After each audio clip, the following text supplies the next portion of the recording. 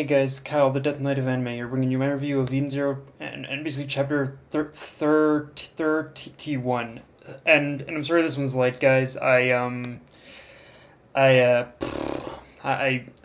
don't. It was kind of one of those things where basically Manga Rock was kind of acting weird to me. Like when I updated it, it basically said that basically Manga Rock had basically updated the chapter like yesterday at dinner time or something like that, but it never updated it for me. So I don't know what's going on.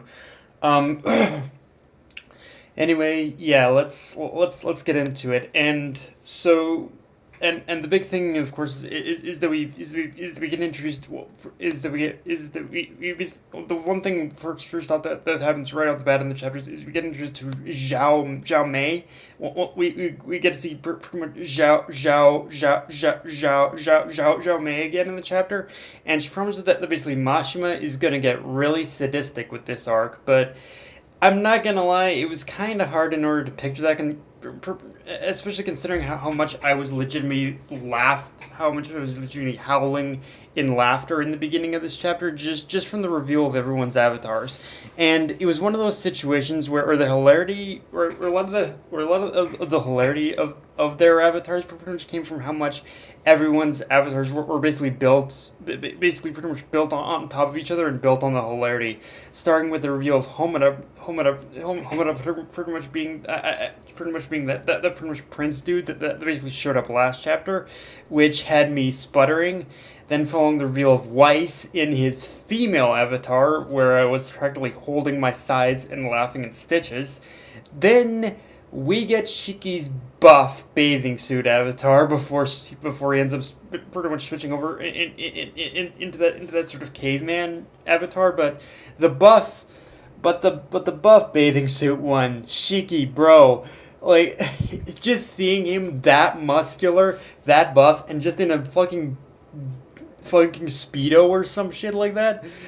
It was at that point where I was literally rolling back in my chair and laughing so hard. I was laughing so hard. I almost felt like I was gonna fall over in my chair. But yeah, just how each one of these avatars, every one of these hilarious avatars, ended up pretty much building on basically on the joke is just, it's incredible. And if there's one, like Mashima, he definitely knows how to make me laugh. I'll definitely give him that. So just the creativeness he went with these avatars is just amazing, to be honest with you.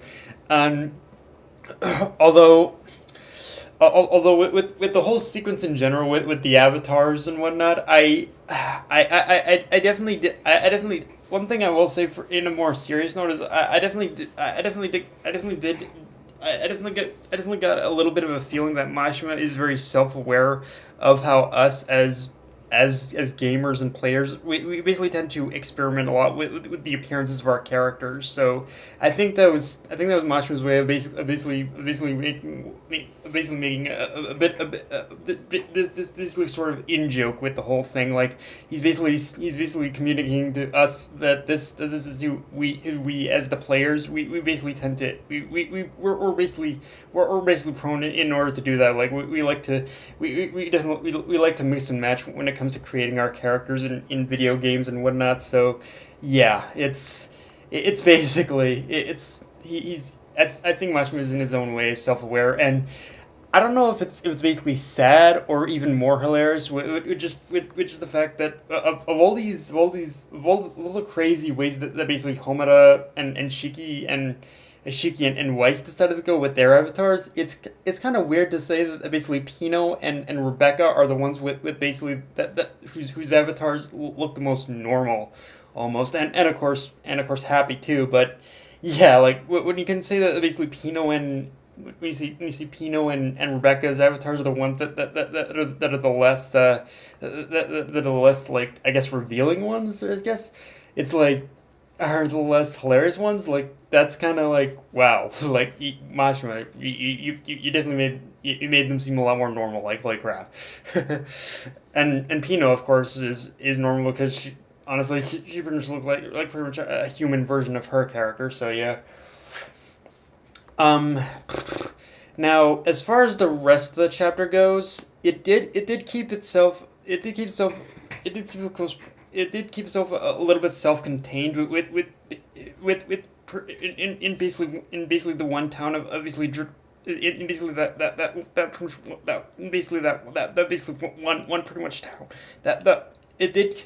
Now, as far as the rest of the chapter goes, it did keep itself a little bit self-contained, and it only focused on basically one particular area, for pretty much the most part, and as well as getting a lot of interactions with the NPCs of the game. But one thing I took away almost immediately, just from the simple conversation, just from the simple conversation that our main cast had with I assume the mayor of the town, is that Mashima is actually subtly exploring a very interesting concept a bit about how with less restrictions on their programming, these NPCs are now essentially free from basically the bonds of the game, and are now able to act a lot more human than they ever were before. So, it's basically as he pretty much as the mayor said, he basically said that when he was basically bound to the game, he basically had a set of instructions that he basically always had to repeat.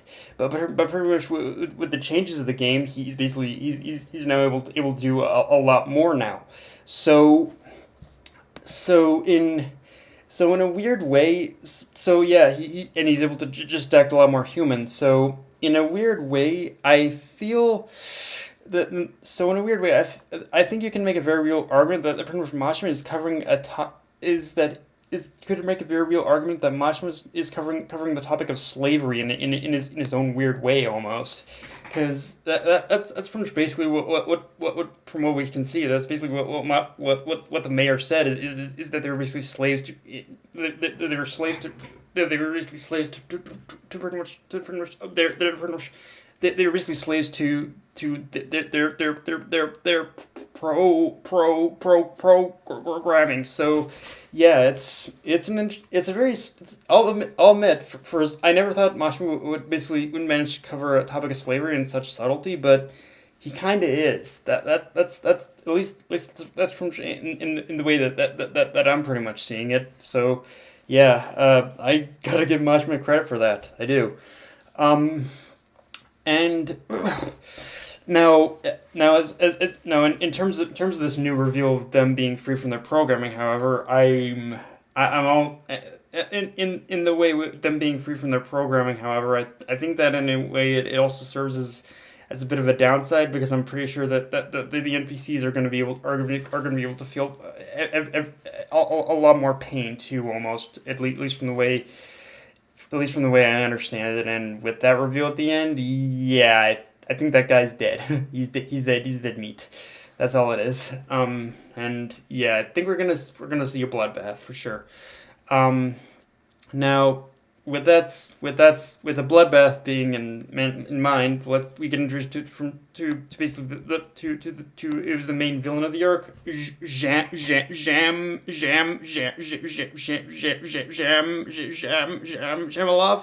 and the one thing about this new villain that I'm curious about is if the guy is basically Draken Joe or someone else entirely, because he's got that criminal kind of appearance to him, in at least his avatar. But aside from that, he basically talks. We see him talk about pretty much a woman, and even though it does appear like he entered the same inn as our heroes, I think we're looking at a classic misdirection for Mashima here, because which also means we're probably going to get introduced to pretty much Hermit's avatar next chapter. And the one thing and the one instance I knew surprisingly that Mashima is probably doing a bit of a misdirection here is the door, believe it or not, like basically like pretty much the door that from Jamilov entered, and the door that of the inn that our heroes are staying at are completely different doors, believe it or not. Like if you look at the frame of the door, they're pretty much different doors. So yeah, it should be So yeah, that of course gave me the clue in of the misdirection, but yeah, as to who this woman is, I'm assuming we're gonna get introduced to Hermit's avatar soon or something like that, and yeah, if that hopefully we're gonna be able to learn almost immediately as to what happened here. Also, one thing I want to mention I want to mention a little bit about pretty much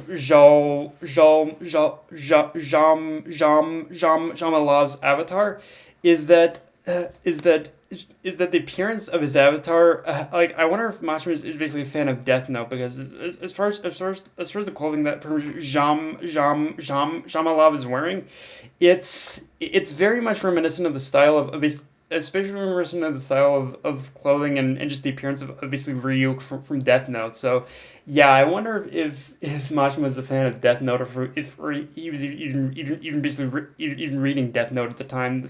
So you got the idea to, in order to copy Ryuk's appearance or something. But yeah, like I just noticed that the appearances are kind of very similar. So yeah.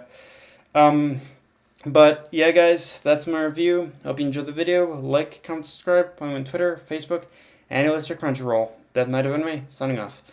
Later, guys.